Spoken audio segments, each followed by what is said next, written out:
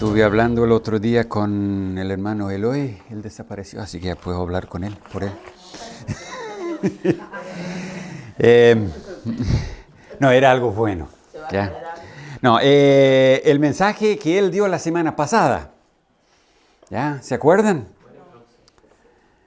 Para los que no se acuerdan, él habló de la declaración de Pedro, cuando él dijo, tú eres el Cristo. Y enseguida empezó a decir, no, Señor, tú no vas a la cruz. Y nos enseñó de que cuando uno reconoce a Cristo como Salvador, obviamente es Señor también, pero de decir que de creer en Cristo es una cosa, de creer a Cristo es otra cosa. Y Pedro creía en Cristo, pero su declaración después dijo que no creía a Cristo. Porque el plan de Cristo era diferente al plan de Pedro. Y de ahí vienen las instrucciones de Jesús, cómo nosotros debemos comportarnos en este mundo si es que creemos a Cristo. Si nosotros decimos que el plan de Dios para mi vida es lo mejor que hay, entonces lo que pase en mi vida lo acepto de Dios porque es lo mejor para mí. Quizás no es agradable, quizás es algo que no me gusta.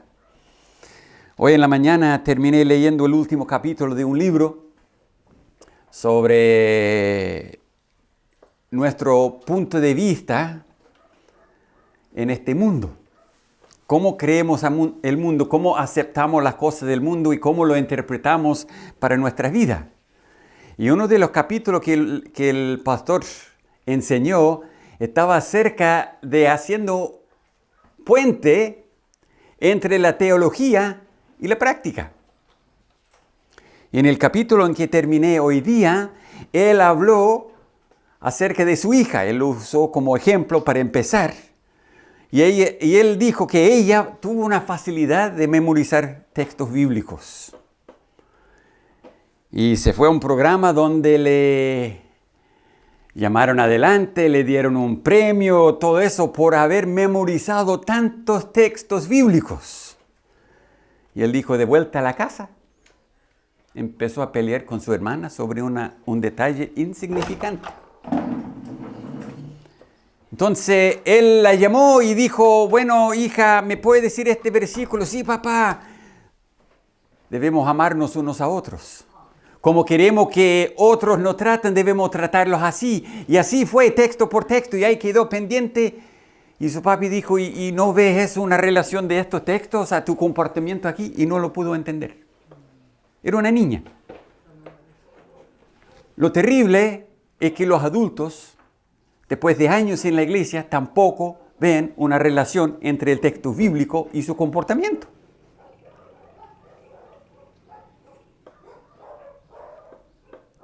Es un resumen de la semana pasada. Porque esta semana vamos a ver la gloria de Cristo. La gloria de Cristo viene, y yo creo en la parte cronológica de la Biblia, porque la palabra de Dios es inspirada, ¿cierto? Lo creemos. Y la manera en que escribieron las personas, por ejemplo, Marcos y los demás que escribieron los evangelios y los demás libros, escribieron las cosas en un cierto orden. Entonces, cuando uno llegue a un texto bíblico en donde la palabra de Dios nos enseña que debemos nosotros comportarnos conforme a lo que dice la Biblia, porque nosotros creemos que la Biblia es palabra de Dios, nosotros creemos... Adelante. Donde quieras, aquí adelante. Y que todos los últimos asientos son ganados primeros. Ya. Pero la obediencia a la palabra de Dios es una de las maneras que nosotros alabamos a Dios. Muchas veces lo pensamos que las canciones y que esto y las emociones y estamos bien entusiasmados en algo y sí estamos alabando a Dios y gloria a Dios y aleluya y podemos decir todas estas palabras, pero podemos vivir una vida sin obedecer nunca a la palabra de Dios en nuestra vida. No llegue a ser acción y comportamiento en nosotros. Entonces uno dice, pero ¿cómo es posible eso? Yo creo que es muy simple. Nosotros no vemos a Jesucristo glorificado. No vemos la gloria de Cristo. El apóstol Pedro, y voy a empezar con esto y terminar con esto, pero el apóstol Pedro, cuando él escribió de la transfiguración, no lo escribió como los apóstoles, o sea, los otros que escribieron los evangelios, lo escribió de otra forma para hacernos recordar, dice. Y aquí en el 2 Pedro, capítulo 1, versículo 15, dice, también yo procuraré con diligencia que después de mi partida vosotros podáis en todo momento tener memoria de estas cosas. Y estas cosas de lo que él está hablando, ya, ok. Ya, no digo otra cosa. Ya. Que Él nos ha dado grandísimas promesas, que por ellas llegases a ser participantes de la naturaleza divina.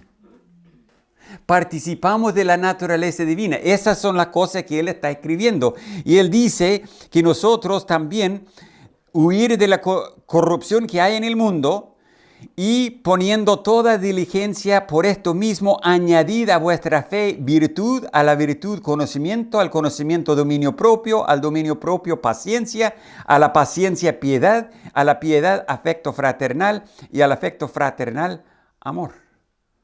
Son cosas que deben estar en nuestras vidas y el apóstol Pedro está diciendo, ahora yo quiero hacerles recordar esto y lo voy a hacer en una forma interesante. Porque no os hemos dado a conocer el poder y la venida de nuestro Señor Jesucristo siguiendo fábulas artificiosas, sino como habiendo visto con nuestros propios ojos su majestad, pues cuando Él recibió de Dios Padre honra y gloria, le fue enviada desde la magnífica gloria una voz que decía, este es mi Hijo amado, en el cual tengo complacencia. Y nosotros oímos esta voz enviada del cielo cuando estábamos con Él en el monte santo. Él hizo recordar ese momento. ¿Por qué es un momento? No sé, yo no tuve el tiempo de estudiar porque eso se me ocurrió el viernes estudiando. Entonces yo dije, ya tengo que quizá tomar varias horas más estudiando y no alcanzaba. Pero después de ese momento, por lo menos en Marcos, que yo lo pasé rapidito, Pedro no contradice más a Jesús. Interesante, ¿no? Cuando uno ve la gloria de Dios, tiene que reconocer, es lo máximo que hay. Él es el máximo para mí. Yo le doy a Él un lugar más alto. Y estas cosas que Pedro menciona deben formar parte de nuestra vida. Yo voy a leer, no el texto aquí en Marcos, ustedes pueden seguir con su vista si quieren, del versículo 1 al 13. Yo voy a leer un conjunto. Yo tomé los textos de Mateo 17, 1 al 13, de Marcos 9, 1 al 13 y de Lucas 27 al 36. Y donde agregaban otro detalle más en lo escrito, yo lo puse ahí en su lugar, para ir leyendo una historia más completa. ¿Ya? Dice de esta manera, también les dijo, de cierto os digo que hay algunos de los que están aquí que no gustarán la muerte hasta que hayan visto al Hijo del Hombre venido en su reino con poder. 6 días después, Jesús tomó a Pedro y a Jacobo y a Juan y los llevó aparte solos a un monte alto a orar.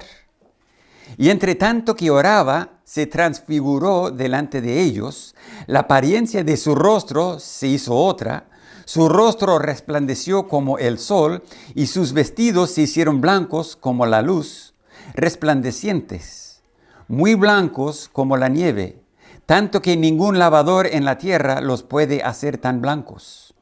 Y les apareció Elías con Moisés rodeados de gloria, y hablaban de su partida que Jesús iba a cumplir en Jerusalén. Y Pedro y los que estaban con él estaban rendidos de sueño, mas permaneciendo despiertos vieron la gloria de Jesús y los dos varones que estaban con él. Y sucedió que apartándose ellos de él, Pedro dijo a Jesús: Maestro, bueno es para nosotros que estemos aquí. Si quieres, hagamos 3 enramadas, una para ti, otra para Moisés y otra para Elías, porque no sabía lo que hablaba, pues estaban espantados. Mientras él decía esto, vino una nube de luz que les cubrió, y tuvieron temor al entrar en la nube. Y vino una voz desde la nube que decía: Este es mi Hijo amado, en quien tengo complacencia, a él oíd. Al oír esto, los discípulos se postraron sobre sus rostros y tuvieron gran temor. Entonces Jesús se acercó y los tocó y dijo: Levantaos y no temáis. Y alzando los ojos, a nadie vieron sino a Jesús solo. Cuando descendieron del monte, Jesús les mandó diciendo: No digáis a nadie la visión hasta que el Hijo del Hombre resucite de los muertos. Y guardaron la palabra entre sí, discutiendo qué sería aquello de resucitar de los muertos. Y le preguntaron diciendo: ¿Por qué dicen los escribas que es necesario que Elías venga primero? Respondiendo él, les dijo: Elías a la verdad vendrá primero y restaurará todas las cosas. Y como está escrito del Hijo del Hombre, que padezca mucho y sea tenido en nada. Pero os digo que Elías ya vino, y le hicieron todo lo que quisieron, como está escrito de él. Entonces los discípulos comprendieron que les había hablado de Juan el Bautista. Cuando uno hace una comparación entre los evangelios, encuentra algunos detalles diferentes. Y siguiendo en su Biblia se vio que yo agregué bastantes cosas, ¿no? Pero yo no los agregué. Mateo lo agregó y también Lucas. Y haciendo todo un conjunto, vemos eso es más o menos la historia y uno tiene un poquito mejor el entendimiento de lo que pasó ahí. Porque algunos saltaron algunos detalles y otros los pusieron, ¿ya? Pero yo quiero mencionar una cosa en 2 aspectos. Cuando Jesús introduce esta parte en el versículo 1, dice: De cierto os digo que hay algunos de los que están aquí que no gustarán la muerte hasta que hayan visto el reino de Dios venido con poder. Y yo tengo un punto, como digo, en 2 aspectos. Uno que se refiere a Jesús y el otro que se hace referencia a nosotros. El reino de Dios venido con poder. Porque si bien es cierto lo que nos enseñó nuestro hermano Eloy, terminando el capítulo 8, si el reino de Dios viene con poder y vemos la gloria de Jesús,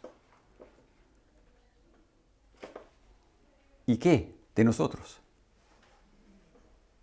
¿Qué tiene el texto bíblico que ver conmigo? Yo quiero también explorar esa parte. Pero antes, vamos a tener un momento de oración. Nuestro Padre Celestial, te damos gracias por tu palabra. Te damos gracias por la lección aquí hoy, por la gloria de Jesús. Que los apóstoles pudieron verlo en su gloria. Te pedimos que en el día de hoy tú abras nuestros ojos para que podamos ver la gloria de Jesús reflejado en la manera en que vivimos nosotros. Dirige nuestros pensamientos, guíenos por tu Espíritu Santo. Lo pedimos en el nombre de Cristo. Amén. El reino de Dios venido con poder está aquí en versículos 2 al 8. La honra y gloria dada a Jesús. Porque Él fue glorificado en ese momento. ¿Ya? Como dijo Pedro, que el Dios Padre le dio honra y gloria en el Monte Santo. Y eso es la parte que nosotros vamos a ver.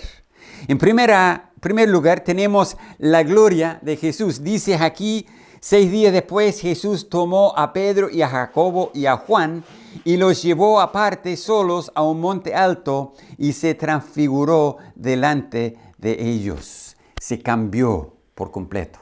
Ellos pudieron verlo como nunca le habían visto antes. Yo no sé qué pasa con ustedes cuando leen la palabra de Dios. Espero que la leen todos los días, ¿ya? Espero.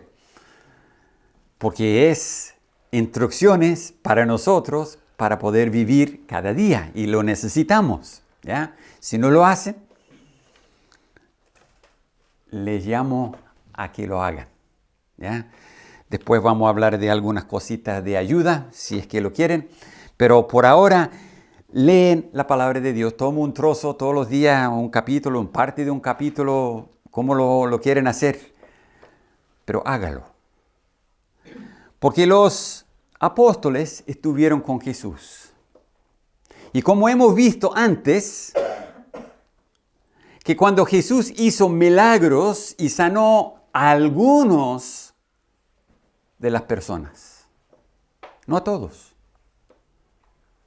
Y eso siempre me ha sido una pregunta. ¿Por qué? Teniendo el poder de sanar a todos, ¿por qué no? A nosotros no nos trata a todos por igual. No tenemos la misma enfermedad, por lo cual estamos sanados de esa enfermedad. O sea, todo es diferente. Él nos trata diferente y aquí no hay una excepción. Interesante que los otros discípulos de Jesús no subieron al monte con él.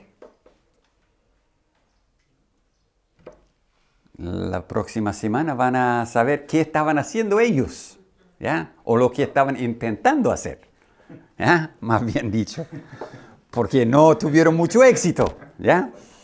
Pero estos tres, que Jesús parece haber tenido una relación un poquito más cercana con ellos, porque cuando Él fue crucificado en el huerto, antes de morir, Él llevó a estos tres y se fue un poquito más allá y les pidió a orar, ¿ya?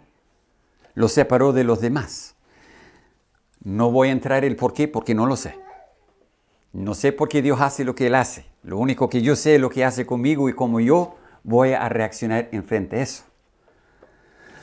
Pero cuando yo estoy pasando, y eso para mí fue algo grandote entenderlo.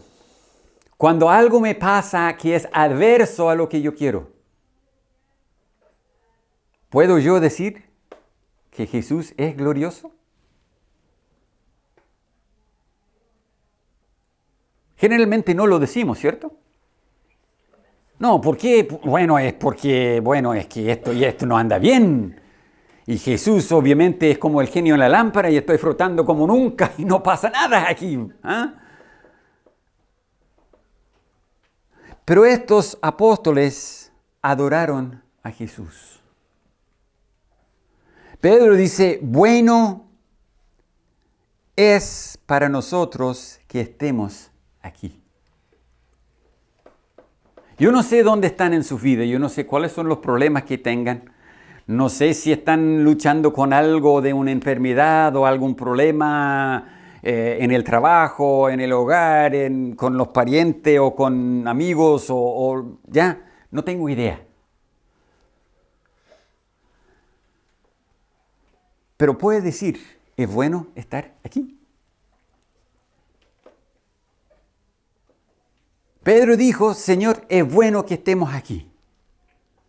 Porque estaba viendo la gloria de Dios. Es bueno estar aquí. Es interesante que el libro de Marcos es conocido como el Evangelio de Pedro. Porque fue escrito por Marcos y Marcos lo recibió directamente de Pedro. Entonces Pedro lo dijo a Marcos y Marcos lo escribió. Interesante que Marcos pondrías aquí, no sabía lo que hablaba. Es bueno estar aquí y de ahí dijo, bueno, si conocen a Pedro, Pedro es uno de esos hombres que cuando pasa algo empieza a hablar. A veces no está bien claro lo que está diciendo, pero empieza a hablar. Hay gente así, ¿ya? Yo lo conozco. Pasa algo y empiezan a hablar, tiene que llenar el espacio. Es casi como la televisión, no puede haber un hueco sin que hablen, ¿ya? Así son esas personas, así era Pedro. Tenía que hablar, tenía que decir algo, mire, todo esto ahí, ¿ya? Pero él mismo lo compartió con Marcos. Mire, en el fondo no sabía lo que estaba diciendo. ¿Ah? El hecho que estaba bueno estar ahí, sí, pero de hacer 3 enramadas, yo he escuchado mensajes que toman el pobre Pedro ahí y lo dejan casi en el infierno por lo que él dijo acá. Ya, no es nada cercano a eso. Pero él estaba espantado y él hablaba. Pero una de las cosas que yo saco de esto de las enramadas era la fiesta en el Antiguo Testamento, que hacía reflexión de que Dios estaba con ellos en el tabernáculo, porque la palabra aquí, hacer enramadas, la palabra es la misma palabra que usaron para el tabernáculo. Y como un verbo también que Dios en Juan 1:14, donde Juan dice que Él habitó entre nosotros, Dios se hizo carne y habitó. Esa palabra habitar es tabernacular. ¿Ya? Si hay un verbo así, ¿ya? En el tabernáculo, en el medio de toda la gente que viven también en un tabernáculo pequeño para su familia. Dios se puso igual a ellos, se metió en el medio de ellos. Y yo no sé si Pedro sin saberlo, porque a veces decimos cosas buenas sin saberlo, ¿no? Yo lo he hecho un par de veces. ¿Ya? Después me di cuenta que cuán bueno era. ¿Ya? Pero si Pedro estaba así, yo creo que el Pedro, pensando en que Dios habita entre nosotros, y como Él está aquí, es bueno recordar eso, tener algo físico donde nosotros podemos recordar este momento. Como Él escribió después, en su segunda carta, les hago recordar estas cosas. Es necesario recordarlo. Ahora, yo no lo voy a decir nada malo de Pedro porque la verdad es que yo he hecho mucho más con Doro de lo que él ha hecho, ¿eh? Por lo que sé. ¿Eh? Pero la realidad aquí, hermanos, es que Pedro estaba tratando de expresar algo. Quería expresar el gozo, la magnificencia, la majestad, la palabra que él usó ahí en 2 de Pedro, vimos su majestad. Era un momento majestuoso en la vida de Pedro, en donde Pedro pudo ver la gloria de Dios, pero eso no era todo. No solamente tenemos aquí en el reino de Dios venido con poder, o sea, la honra y gloria dada a Jesús, vemos la gloria, vemos la adoración de los discípulos, maestros buenos que estemos aquí, pero también escuchamos la voz de Dios. Y eso para mí es lo principal. Puede venir un predicador que predique y uno dice, ¡ay, qué aburrido!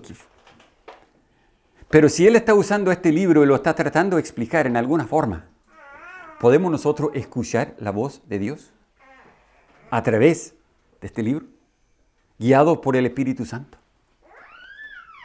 Porque enseñando la palabra de Dios, escuchando la voz de Dios, es el primer paso. Si nosotros vamos a adorar a Dios, tenemos que haber escuchado la voz de Dios para poder obedecer la voz de Dios y así glorificar a Cristo en nuestras vidas. Este es mi Hijo amado. Dios dijo, este es mi Hijo amado, en quien tengo complacencia. La voz de Dios, hablando a los apóstoles, era a beneficio de ellos. Porque está señalando a Jesús. Este es mi Hijo amado. ¿Por qué tan amado? Bueno, la Biblia está lleno de que es el único Hijo de Dios, el unigénito Hijo de Dios. Que Dios lo amaba, pero estaba dispuesto a entregarlo por el bien nuestro. De que hay amor entre Dios el Padre y Dios el Hijo, la Biblia está llena de evidencia. Mi Hijo amado, en quien tengo complacencia. ¿Por qué se complació Dios en su Hijo? Porque Él cumplía la voluntad de Dios. Él era parte de eso. Lo reconoció como la única manera de rescatar el hombre pecador. Entonces dijo, ya voy. No mi voluntad, sino la tuya. Y de ahí le dio una instrucción. A Él, oíd. Como yo mencioné antes de leer la Biblia, Dios habla a nosotros a través de su palabra. Si nosotros vamos a oír la palabra de Dios, si vamos a oír la voz de Cristo en nuestras vidas, tenemos que estar aquí en este libro. Tenemos que estar atentos. Cuando van leyendo la Biblia, ¿qué buscan? ¿Una solución al problema que tienen? ¿O están diciendo antes de entrar, Señor, háblame de tu palabra? No lo he hecho siempre, pero las veces que lo hago, Dios me habla. De hecho, que terminé hace poco atrás el libro tan fantástico como es los libros de Crónicas, Primera y Segunda Crónicas. Este rey vivió, hizo maldad ante los ojos de Dios y murió, y vivió tantos años, reinó tantos años y se fue sin que nadie lo echara de menos. Y siguió el otro rey. Este hizo bien, esto hizo mal, esto hizo bien, esto hizo mal, ya estamos. ¿Y qué? ¿Qué tiene que ver conmigo que este hizo bien, este hizo mal, todos ahí? ¿Ah? Entonces un día yo, en mi desesperación por leer todas estas cosas aburridas de reyes muertos, yo dije, Señor, tiene que decirme algo de este texto aquí. Y Él respondió, me habló. Era maravilloso. Que uno decía, en crónica, Dios puede hablar a través de crónica. Claro, está ahí, por una razón. Entonces, hermanos, si vamos a llegar a la palabra de Dios, tenemos que llegar con esto en mente, a Él oír. ¿Está dispuesto a escuchar la voz de Dios? Y al oír esto, que Dios les hablaba, ¿qué era la reacción de ellos? Se humillaron. No nos dice aquí en Marcos, pero ellos se postraron sobre sus rostros y tuvieron gran temor.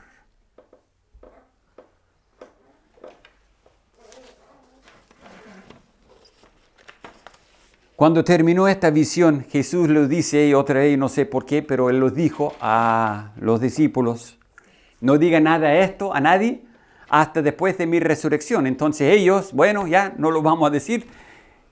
¿Y esta es la resurrección? ¿Qué quiere decir con eso? ¿Ah? Se preguntaron, ¿qué quiere decir con eso? Pero de ahí ellos hicieron una pregunta que nos abre el segundo punto. El reino de Dios venido con poder en la vida eterna para nosotros. En primer lugar, es la honra y gloria de Jesús, pero la vida eterna dada a nosotros.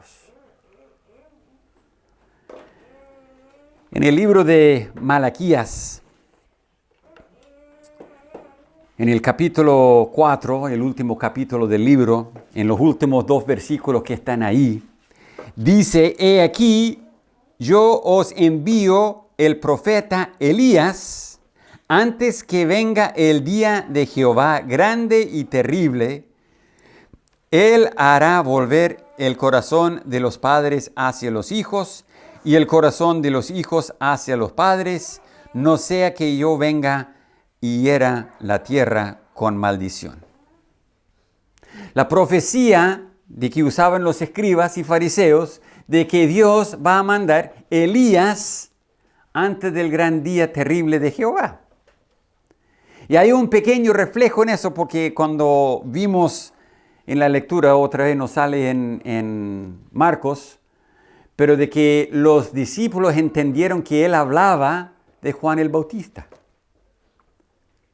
Porque hay un mensajero que va delante del Mesías.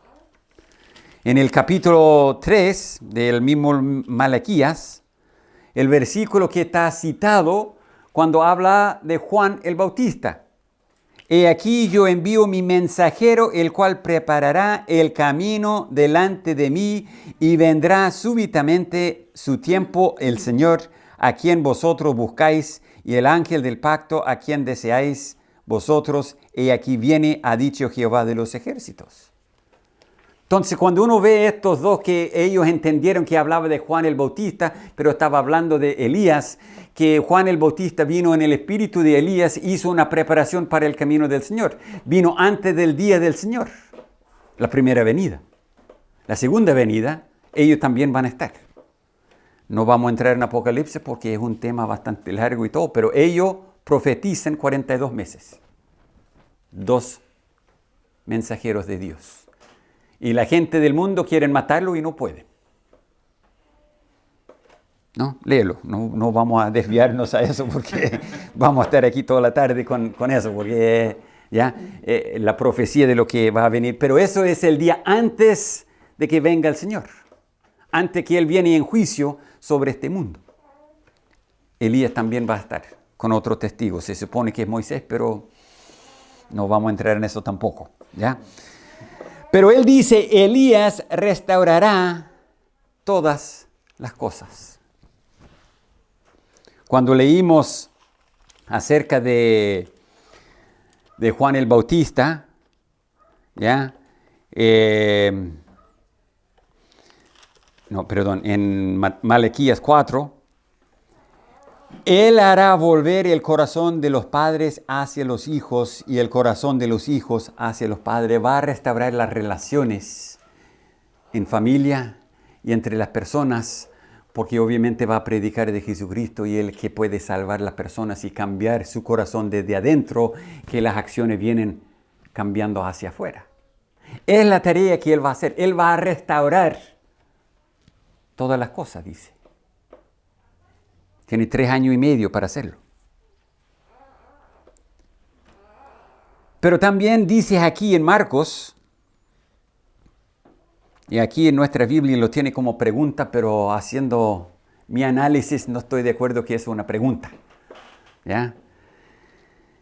Como el Hijo del Hombre, como está escrito del Hijo del Hombre, que padezca mucho y sea tenido en nada. Elías va a restaurar todas las cosas, como el Hijo del Hombre va a restaurar todas las cosas. Y lo que va a restaurar en el primer lugar, y como yo lo tengo aquí en el título, es vida eterna dada a nosotros. En nuestra relación con Dios es lo primero que tiene que restaurarse. No tenemos ni esperanza de vivir conforme a la palabra de Dios, conforme a las instrucciones que Dios nos da en su palabra y comportarnos bien el uno con el otro si es que no tenemos a Cristo como Salvador. Si no tenemos la salvación, no tenemos la ayuda de Dios. No tenemos el Espíritu Santo morando en nosotros, ayudándonos a vivir momento a momento. Ayudándonos a entender que este pecado tiene una procedencia. Yo no sé de ustedes, pero yo de joven, de niño, era conocido como el de la mecha corta.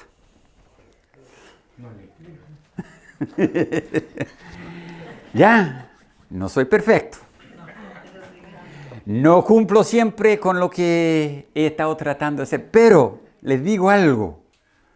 Un día yo dije, ¿por qué se me viene eso? ¡Pah! Y reacciono y después digo, chuta, ya. ¿Qué hice? Entonces yo empecé a decir, bueno, ¿de dónde viene esa cosa? Vienen en esta clase de situaciones.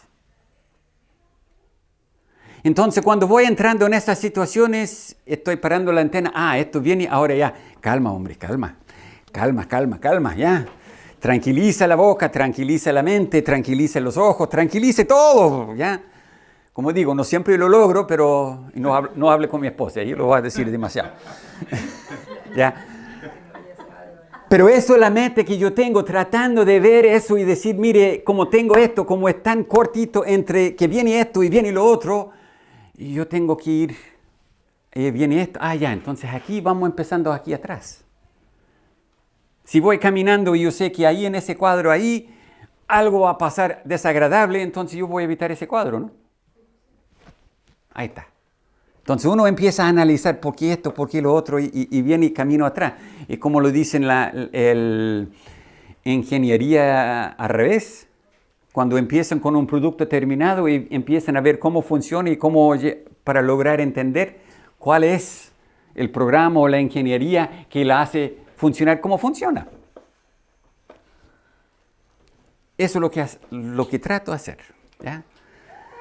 Pero aquí Dios va restaurando nuestra relación con Él. El primer paso. Jesucristo vino para ese mismo. Porque cuando uno llegue a entender quién es Jesucristo y tiene la salvación, empieza a ver realmente la gloria de Cristo. Estamos en la época del año en que celebramos el nacimiento de Jesús. ¿Y qué cantaron los ángeles a los pastores? Gloria a Dios en las alturas. La gloria de Dios es, si lo vemos o no lo vemos, es cosa nuestra. Pero la gloria de Dios existe. Y está bastante visible para los que quieren verla. Como está escrito del Hijo del Hombre, de padecer mucho. Cristo sufrió mucho, más que cualquier hombre. Si uno lee Isaías, dice que fue desfigurado más que cualquier hombre. Las golpizas y todo lo que él sufrió era más que cualquier otro hombre haya sufrido. De padecer mucho y sea tenido en nada. Esa palabra nada quiere decir un disgusto completo o despreciar por completo. Es tomarlo como que insignificante, pero con mayúsculo. No sirve de nada. Es lo que dice el mundo, ¿no? Es lo que dicen los fuera de Cristo. Que el sacrificio de Cristo no sirve de nada. Porque ellos no lo han aprovechado. Él vino a salvarnos, Él vino a restaurarnos con Dios. Y cuando nosotros somos restaurados por Dios, empezamos a ver la gloria de Cristo. No exactamente como los apóstoles lo vieron en el monte, porque obviamente Él era un hombre físico que ellos pudieron ver y conversar con Él. Pero Cristo llega a ser más glorioso cada día que vivimos, por el simple hecho de que nosotros empezamos a entender su plan para nuestra vida y nosotros decimos, bueno, Señor, acepto ese plan, porque es tuyo y es para mí.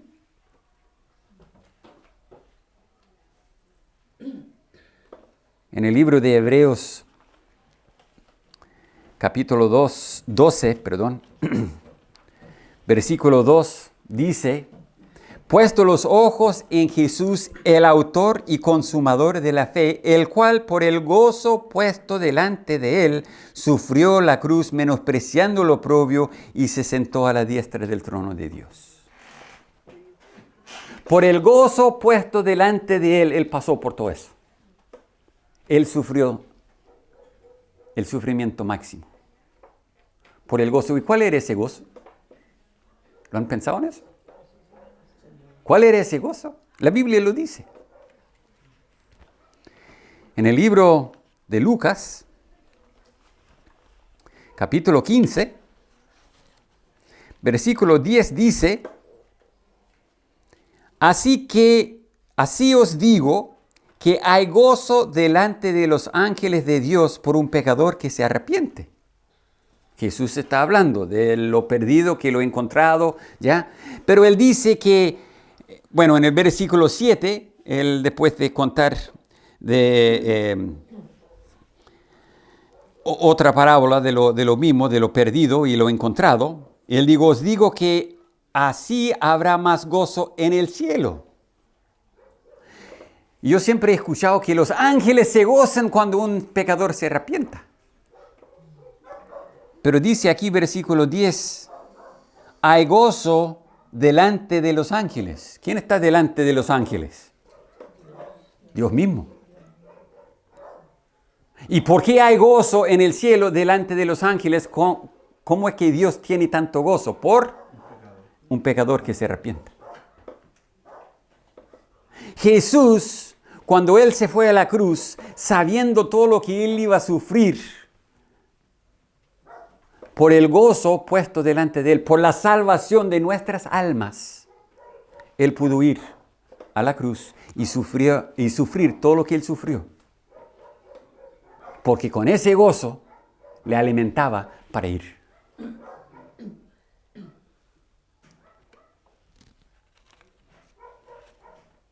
Y Él nos ofrece una salvación completa y duradera. En Hebreos 7:25 dice, por lo cual puede también salvar perpetuamente. Eso para mí es un gran gozo.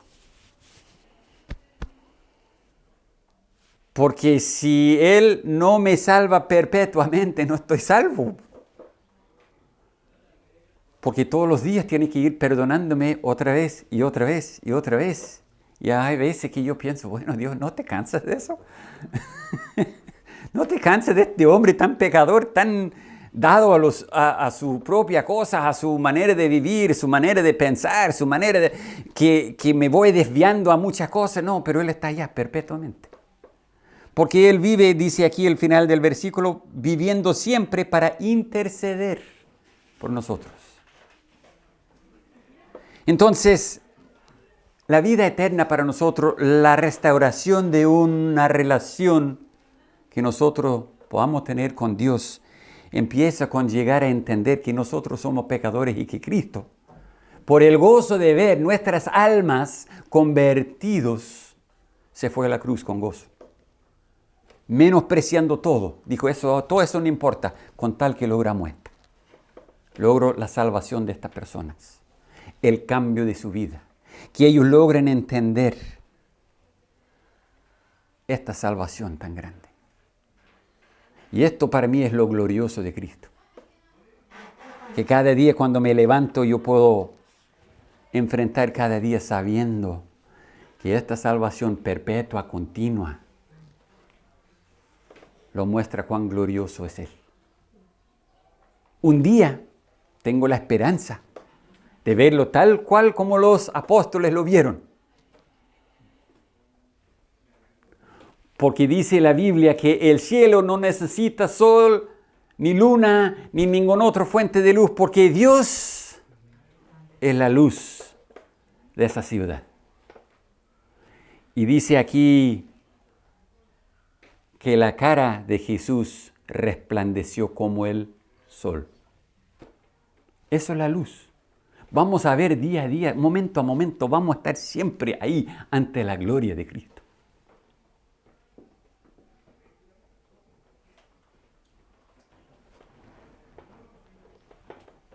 Cuando Jesús termina eso diciendo que Elías ya vino y hicieron con él como quisieron, Juan el Bautista murió.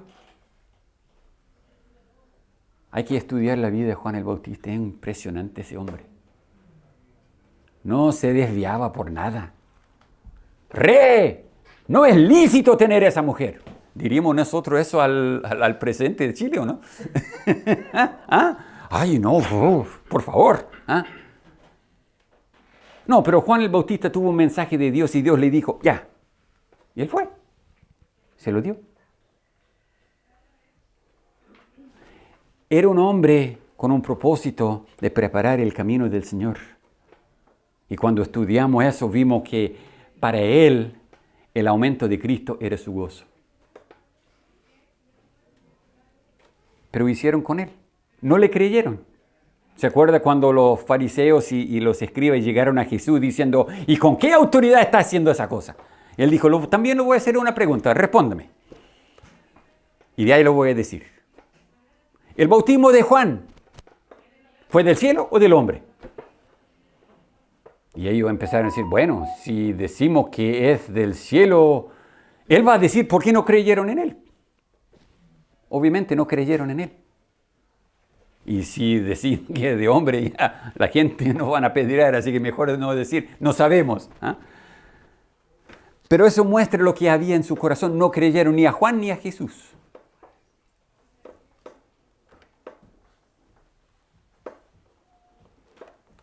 Volviendo a la segunda carta de Pedro, capítulo 1.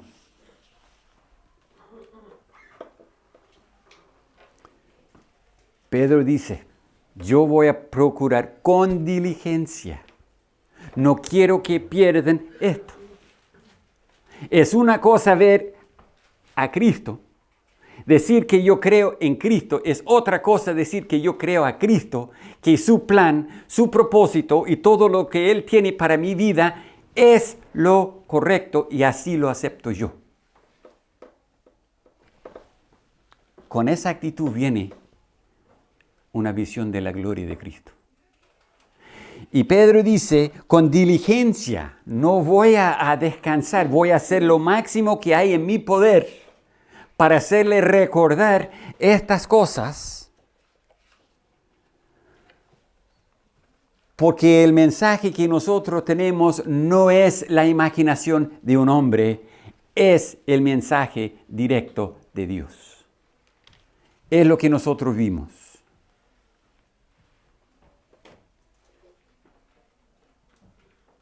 Y nosotros oímos esta voz enviada del cielo cuando estábamos con Él en el Monte Santo. Y de ahí dice, tenemos también la palabra profética más segura, a la cual hacéis bien en estar atentos como una antorcha que alumbra en lugar oscuro hasta que el día esclarezca y el lucero de la mañana salga en vuestros corazones.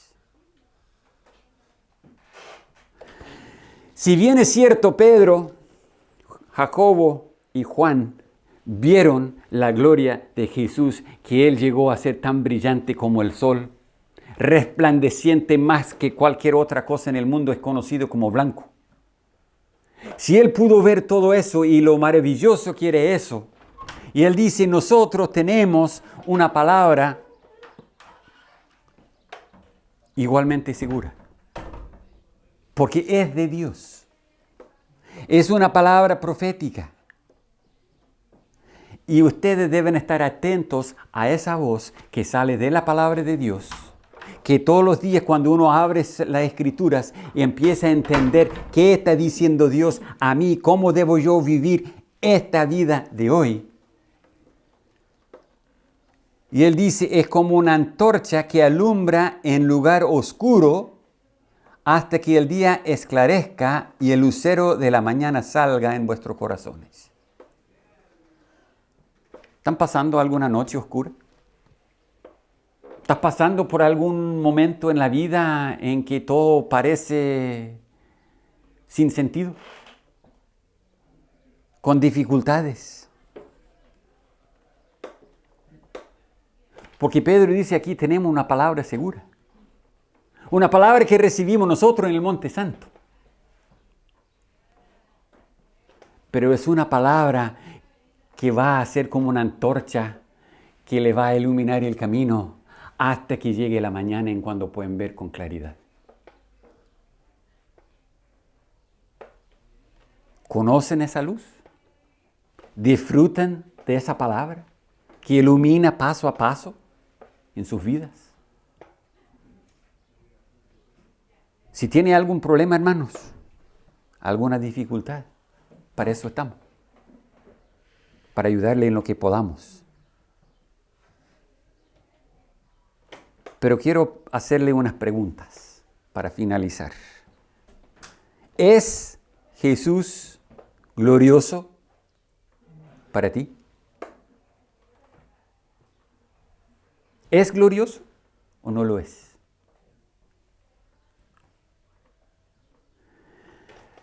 ¿Ese Cristo glorioso es suficiente para motivarnos a la obediencia a su palabra? Si entendemos o no entendemos el por qué, eso no importa. Pero esa gloria de Cristo es capaz de motivarnos a la obediencia, porque así vamos a estar adorando a Dios. Y disfrutan de la salvación que Él ha provisto. No solamente en la idea de que, claro, un día voy a estar en el cielo. No, en el momento, en el día de día, hoy. Ahora. Lo que va a pasar en su vida en este momento y la hora del almuerzo y durante toda la tarde y la conversa que van a tener, esa salvación, ese cambio que Cristo vino a dar en nuestra vida, ¿es lo que está disfrutando ahora? ¿O no lo está disfrutando? ¿O eso no ha hecho ningún cambio en la vida? Porque Él vino a restaurar. Y Pedro dice, esta palabra es segura para ayudarle a andar en el camino que Dios tiene para nosotros. Y hermanos, lo digo de todo corazón, si no entienden esta palabra, si ven algo que no le hace sentido y quieren saberlo mejor, estoy más que dispuesto. Ya tienen mis datos ahí, el teléfono. Llámame. Vengan a visitarme en mi pequeña casa. ¿Ah? Si es necesario que venga yo, vendré. Porque esto es lo más importante que hay. Si la gloria de Cristo nos enseña algo, nos enseña que Él quiere una relación íntima con cada uno de nosotros. Así que, hermanos, disfrute esta salvación. Obedézcale en todo, porque ahí lo va a ver que cuán glorioso realmente es Cristo. Nuestro Padre Celestial, te damos gracias una vez más por tu palabra, te damos gracias por este momento tan glorioso en la vida de los apóstoles, en ese momento en que Jesús, aún mirando de lejos todavía su muerte en la cruz, en ese momento de gloria hablaba de su partida, de su salida, como Él iba a morir en este mundo para obrar la salvación para nosotros. Padre, ayúdenos a entender cada vez que pensemos en esto, que tu gloria en nuestra vida no tiene falta de tu parte, sino de nuestra parte. Ayúdenos a obedecerte, ayúdenos en cada momento reconocer que las cosas que tú envías en nuestras vidas son lo mejor posible para nosotros y que lo podamos nosotros aceptar con gozo y con alegría para así poder ver todos los días tu gloria iluminándonos en nuestro camino. Gracias te damos, Padre, una vez más por tu palabra. Ayúdenos a comprenderla y obedecerla en el nombre de Cristo. Amén.